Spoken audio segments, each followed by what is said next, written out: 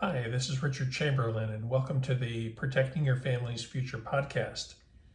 This is episode number 26, and today we're going to be talking about irrevocable trusts.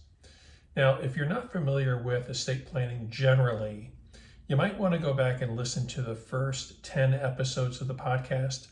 Those were designed to give you a good background into estate planning issues, topics, things you need to be aware of as you're starting your estate planning process. Today, as I said, we're talking about irrevocable trusts. If you have not already listened to episode number 5, that is what is a revocable trust, a revocable living trust, and why should you consider one. So you might want to go back and listen to episode number 5 after you listen to this one, so you can get a good comparison between an irrevocable trust and a revocable trust. But when we're talking about irrevocable trusts, we're talking about a special kind of a trust. It's more of an advanced planning tool, and it's typically designed to remove assets from a person's control for several different reasons. Primarily for asset protection purposes or for estate tax reduction purposes. Now, we don't have a lot of need anymore to do estate tax reduction because the exemptions are so high. We're going to do an episode on the estate tax in a few weeks. So primarily, we're using irrevocable trust now for asset protection purposes. How do we protect assets from creditors? The irrevocable trust is a powerful tool for using that. So what are they? How do they work basically? Well, like a trust, like a revocable trust, I should say, it's an agreement that's made between a trust maker and a trustee for the benefit of beneficiaries. It's easier to understand an irrevocable trust by comparing it to what a revocable trust is and does. In a revocable trust, when you create it, you generally make yourself the trustee, the person in charge of the trust, and you make yourself the beneficiaries so that you can use the property however you like. You have total control, total access. In an irrevocable trust, it's different. You generally do not make yourself the trustee. You don't put yourself in control of the assets of the trust. You also don't make yourself a beneficiary of the trust. So when you create an irrevocable trust, you name someone else as the trustee, typically a trusted family member, and you name someone else as the beneficiary of the trust. And the rule of the irrevocable trust is, number one, you can't change it. It is irrevocable. So once the terms are set, they're set, and they can't be changed. Another really important provision in an irrevocable trust is the assets in the trust, once they're in the trust, cannot be given back to the trust maker. Now, why would we do that?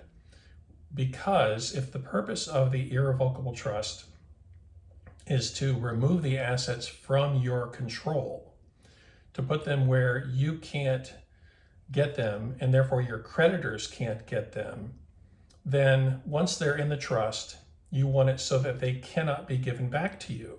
Because if they can be given back to you, then your creditors can compel the trustee to give them to you, and any asset protection benefits that would have resulted from the trust are lost. So in that irrevocable trust, the rule is once the assets are there, you can't get them back. So you might use this for certain types of assets and you wouldn't use them for other. And that discussion is a much deeper discussion that you would need to have with your estate planning attorney for your particular assets, because sometimes you'll have a revocable trust and have some assets in that one. You'll have an irrevocable trust and put some assets in that one. And it's really going to be determined by what your particular assets are, what your goals are, what your time horizon is for your potential, incapacity or something like that. So those are all very specific questions about what kinds of assets go into an irrevocable trust. So some people will say, well, why do we even need a trust in the first place? Why don't I just give the assets to my children? And certainly you could do that, because that does remove the assets from your control, and it makes it so that they don't have any liability for your creditors. However, once the assets are owned by your children, the assets are then subject to their creditors. Also, if they're married, we have issues with what if they get divorced, or what if the spouse has creditors, any number of potential problems with that. So typically having the assets go into an irrevocable trust, even if your child is the trustee, means that the assets don't belong to you and they're not subject to your creditors. They also don't belong to your children and aren't subject to their creditors. And the provisions for how the assets are ultimately distributed would be determined, again, by how you want to design the trust, so that ultimately the assets can be distributed to your children, but not in a way that would jeopardize you or them. So those are the details, the really basic details about what irrevocable trusts are, why people use them.